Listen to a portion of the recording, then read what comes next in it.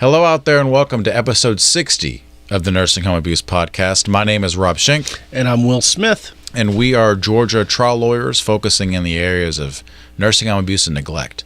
And we're your co-hosts for this episode. As this episode goes to air, it is March 19th, 2018. Will, I want you to picture this. It is 1983, and my mother was, I don't know if it was a family friend or what the circumstances were surrounding this, but I was taken to go see a musical. It was my maybe my first theater experience, like actual theater, like live theater, because I'd already seen Return of the Jedi at that point, I'm pretty sure, in the actual real theater. But it was a production of my first musical. It was a production of Oklahoma. Oh, okay. Yeah. Okay. I wondered where this was going. Yeah. And I should have guessed that. And it scarred me so bad in terms of, because I'm like, I don't know what to expect. Like, I don't understand the concept of a musical. Okay. And this is Oklahoma, where the wind comes sweeping down the plain. Yeah. Oklahoma. Okay. Yeah. Right. And so, like, you know, first of all, people singing in front of me, it makes me anxious. And also as a kid, like, I don't want to sit still for 2 hours. So I hated the experience so badly that I couldn't do any musicals for the rest of my life. Like Phantom of the Opera, Les Mis, whatever it is, I can't do it because of them play the musical Oklahoma. In fact, I won't even go to the state. Well, that's a shame, because it is actually a wonderful state. Well, so if you say so. Yeah, it is. I've been there. Oklahoma is an absolutely beautiful state. It's actually one of my favorite. It's so different than Georgia. It's interesting to see landscape that is like that is wide open and beautiful. So on today's show, we actually have the head of the state long-term care ombudsman for Oklahoma, Bill Whited. He's responsible for the daily operations of the Oklahoma Long-Term Care Ombudsman Program and systems and legislative advocacy, which we know is a big deal for long-term care residents. He oversees 24 paid ombudsmen and about 100 volunteers that cover the entire state of Oklahoma, which is cut up into about 70 counties. So we're very honored to have him on the show again to answer questions. And before we put him on the line, I just want to make it clear that I don't hate Oklahoma as a state. I was just kidding about that. However, I do hate the play Oklahoma. Still. Well, I like them both, so I don't know what to tell you. Hey, Bill, welcome to the show. Thanks for joining us. Well, thank you for inviting me. I'm happy to be here.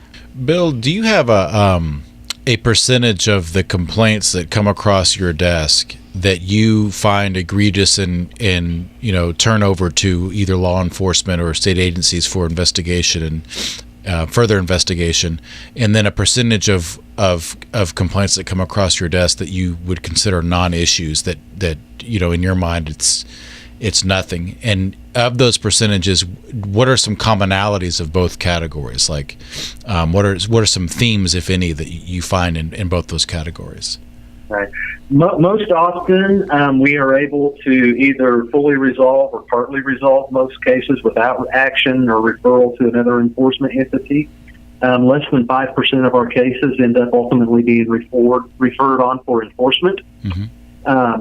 And many of those types of cases that are referred on for enforcement, a lot of them are discharge issues, abuse, neglect, or exploitation issues. Some of the things that I would deem as being more serious. Now, as far as non-issues, I'm going to tell you that our approach here in Oklahoma is that if it's an issue for the resident, it's an issue for us. Right. And that's how we approach things, because while we may look at something and say, well, that may not personally for me be something that's really that important, for that resident, it may be extremely important. And let's face it, when you go into a long-term care facility, you're giving up a large degree of independence. You're typically most residents here in the state of Oklahoma are on Medicaid, so they're in a semi-private room. They have a roommate that they may or may not know. The amount of space that they have to reside in is limited, so Of course, they can't bring everything that they own to the long-term care facility, so they're giving up personal belongings. They're giving up a lot of their physical independence many times because of their medical conditions. While they still have the rights to engage in their life the way they choose to live it, the reality is that when a person enters a long-term care facility, that they have given up a lot. And to empower that resident to be in control of whatever concern or issue that they may have is extremely important. Give that resident the ability to say how they want to live, and in that way it's a person-centered approach to their care and their advocacy. Just out of curiosity, Georgia, and I don't know what the statistics, I don't know what the ranking is for Oklahoma, but I can tell you right now that Georgia is one of the worst offenders for nursing home neglect and abuse in the country. It's Georgia, Texas, and then I always forget the third one. But a lot of that has to do with just understaffing here in Georgia. Do you see that ever being a problem in Oklahoma? Is understaffing, underpaid staff an issue? Understaffing, I believe, contributes to a large majority of the complaints that we receive. And if you have enough boots on the ground, then you're able to overcome a lot of issues that residents have. Here in the state of Oklahoma, we do have staffing ratios in our Nursing Home Care Act, and it was supposed to be progressive in nature. They passed back during the year 2000, and in 2003 they increased to our current levels, and which is one staff member to 8 residents on the morning shift, 1 to 10 on the afternoon shift, and 1 to 17 on the evening shift, or a major fraction thereof. That's what the law says. Now, that was supposed to increase again, but it was tied to the availability of funding. And Oklahoma has been in a budget crisis for many, many years now, and the staffing ratios have never been increased. Now, part of what our law does say is that even if you meet the minimum staffing ratios, you are supposed to staff at a level that meets the needs of the residents. So if the residents' needs can't be met with that minimum, they're supposed to staff higher, which then you get into the argument of, are they really meeting a person's needs, and should they be required to staff higher? And ultimately, that's for the enforcement agency to make a determination. So sometimes staffing issues are one of those things that do get referred over to enforcement agencies, because we may, as ombudsman, may not feel that the residents' needs are being met, and then the facility saying, but we're meeting the minimum staffing ratios. Right. Like if you, for example, in the morning shift, if you've got one staff for 8 residents, and those 8 residents are all ambulatory and they're all, have no cognitive issues, it's different than if those 8 residents are all total assist. Exactly. You clearly, you can't possibly get to 8 people and feed them all at the same time. What do you guys feel like, and I kind of get this sense from talking to some other ombudsmen and some articles that we're looking at, it sounds like you guys are constantly fighting for funding, fighting the legislature for staffing. Is that a problem in Oklahoma as well, the ombudsman program itself? Yes, absolutely. Funding is one of the primary barriers that we have here in Oklahoma. That was the primary barrier that I identified last year on my annual report was fiscal in nature. And, we are an Older Americans Act program, and every state and territory in the nation was required to have an ombudsman program starting in 1979. And here in Oklahoma, we've been fairly fortunate compared to some states. I mean, a lot of states don't have anywhere near 24 ombudsman staff members to provide the supervision and investigations that we do here in Oklahoma. But the federal government only funds a portion of our program. So the Older Americans Act does not fund us in full. We have some other funding sources here in Oklahoma, one of which being state dollars, another being that we have what's called the quality of care fee, where nursing homes pay a per bed per day tax to the state, and then that money is used to go directly back into long-term care services. So that fund pays for 10 of our ombudsman supervisors throughout the state. But ultimately, we have had, during the budget crunches that we've had here in Oklahoma, some of which have been as a result of reduced federal funding, some of which has been a result of our state dollars being limited. I mean, we've had staff that have had to go to part-time status for temporary time frames. I've lost one staff member at the local level. I've lost a couple staff members at the state office level here. And it makes things difficult. The funding absolutely needs to be increased. And currently, there's what's called a maintenance of effort standard that's required under the Older Americans Act, or minimum funding standard. And it's based on the federal fiscal year 2000. So it's now 18 years old. And it's saying that you have to use the same amount of Title III dollars to fund the ombudsman program that you used in federal fiscal year 2000. And let's face it, costs have substantially increased since 2000. So now anything that's in excess of that maintenance of effort, a state either has to figure out how to come up with out of its own state dollars or some other funding stream. And what blows my mind, just the logistics of this, is that you're talking about how some states aren't fortunate enough to have 24 paid volunteers. And that doesn't seem like, 24 paid ombudsmen, that doesn't seem like anywhere near enough for 77 counties. Because I know you guys are getting calls, because I know how much these places neglect the residents or ignore the residents, and I know how much the families complain. I don't see how you can do it with 24 paid people.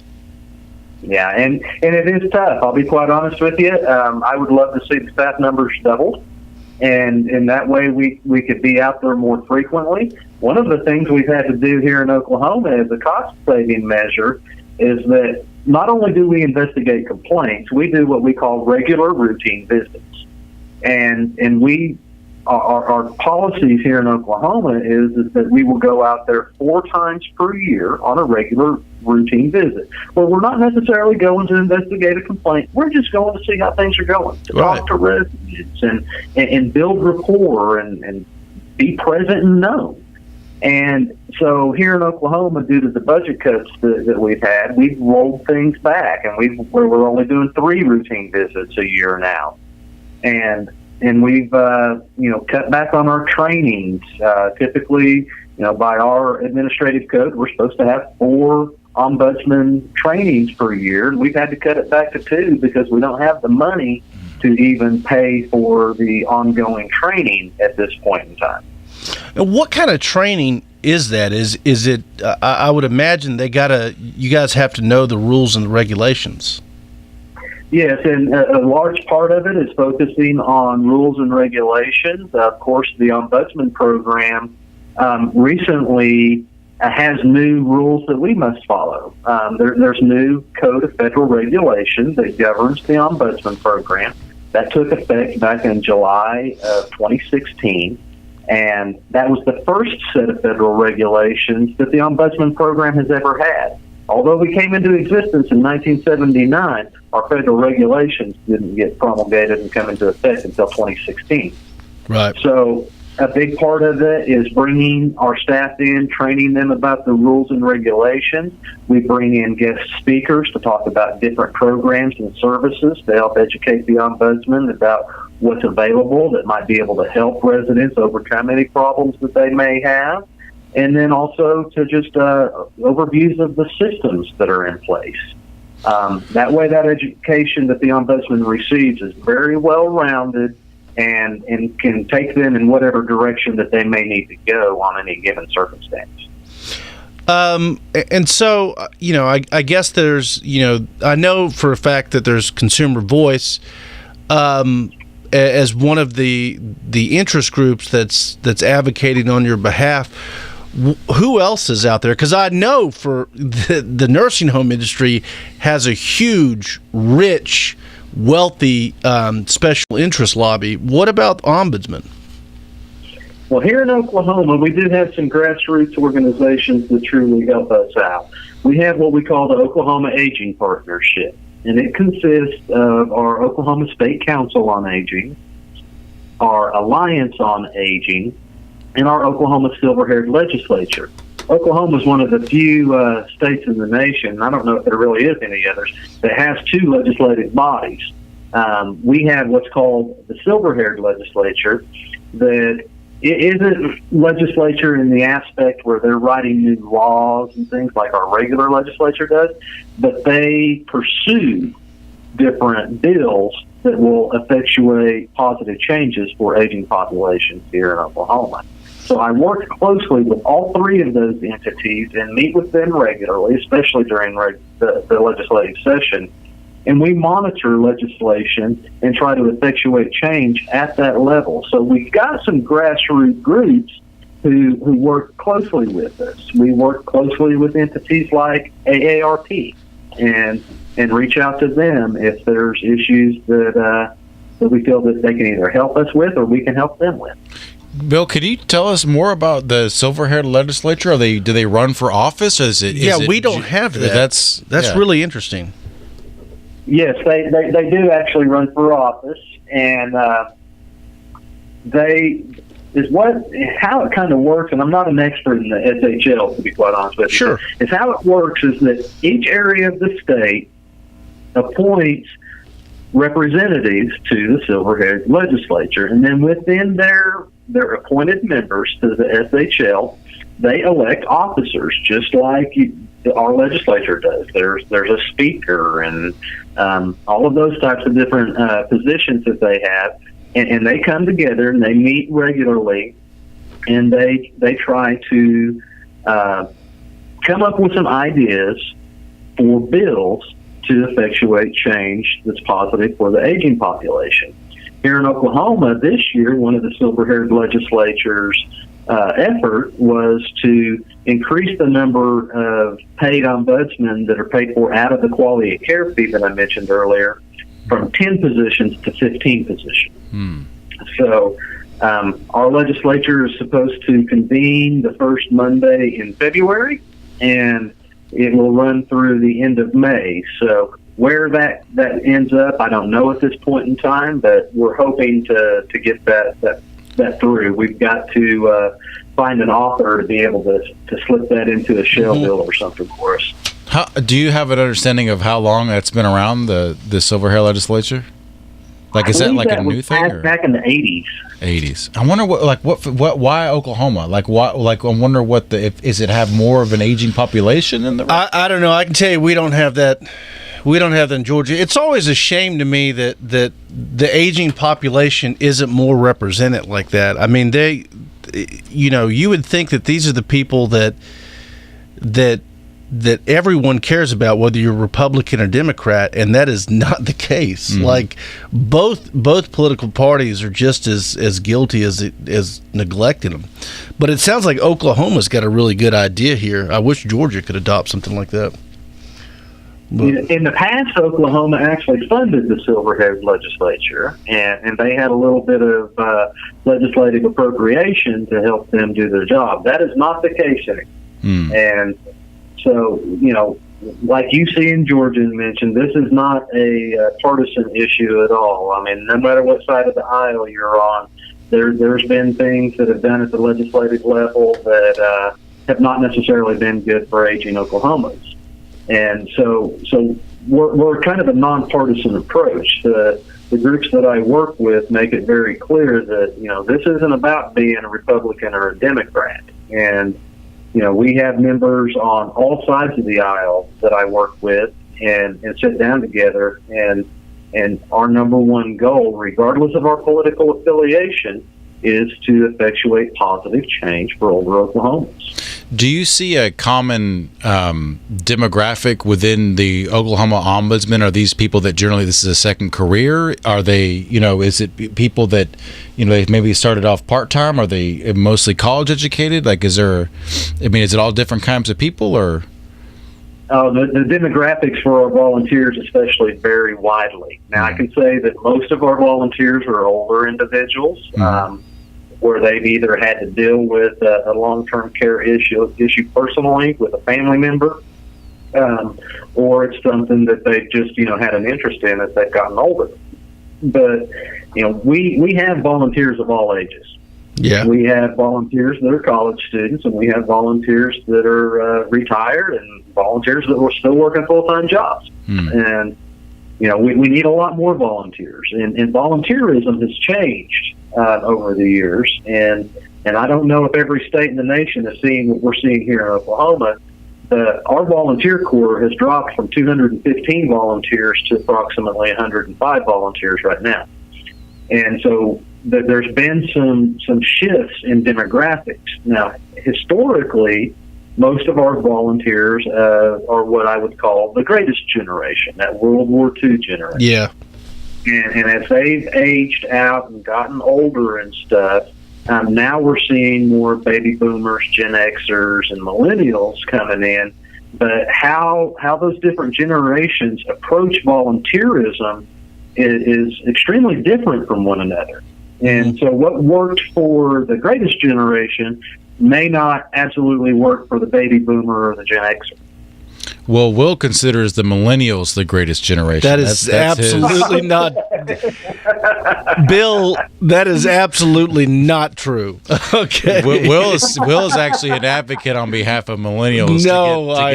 To get them on the map. No, I have some wonderful millennials that are ombudsmen, so I'm not going to bash on millennials. Well, I'm very surprised because and he's joking. I'm very surprised because I would imagine that the qualities that make a good ombudsman are patience. You got to be level-headed, and it doesn't sound like an easy job. I mean, because you've got families I know that are just absolutely either rationally or irrationally upset. You've got very emotional residents, and then you got nursing homes that, for whatever reason, just don't care or don't feel like they have to do something. So it's not an easy job. That is no, it's not. Yeah. Yeah. Well, Bill, I think. I want one more question. So you have a family that's got a loved one in a nursing home in Oklahoma. What would you say to them if they have concerns that run the gamut from we don't think that she's getting her medication on time to she doesn't like the quality of food? Like what does that person need to do in terms of? First and foremost, I encourage everybody to be empowered to advocate for themselves or their loved ones. Don't be afraid to speak up. If you have an issue, bring it up to the facility. But do so in a professional, courteous manner. Sometimes emotions run high, and if you get a family member or somebody in there screaming and yelling about a problem, then all that does is exacerbate the problem. So make sure to bring it up. Definitely be self-empowered to be your own advocate or your family member's advocate.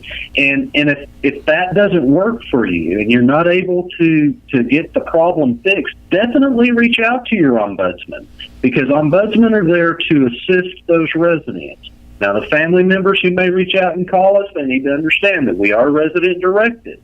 And residents get to kind of tell us what to do. So if a resident's perspective or wishes are different than that of the family, then they need to understand that an ombudsman is there for the resident.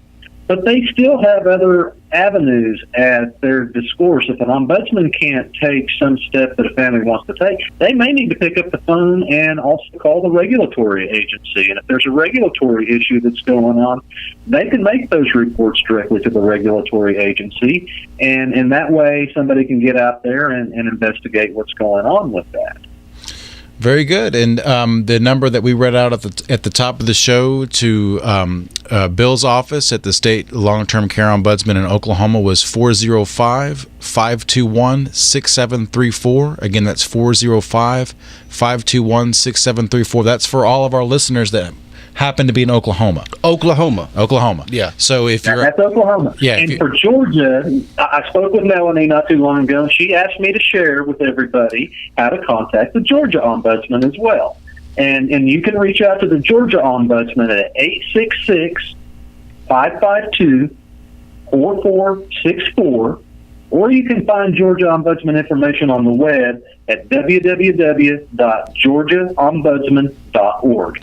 Bill, we got to make you a host. You fit right in. I feel like that's a weird role reversal that we read the Oklahoma ombudsman information and you read the Georgia one, but it works. Yeah, but Bill, we very much appreciate you being on the podcast. You've been fantastic. A lot of valuable information. Our audience members, I know, will very much appreciate it. We very much appreciate your time.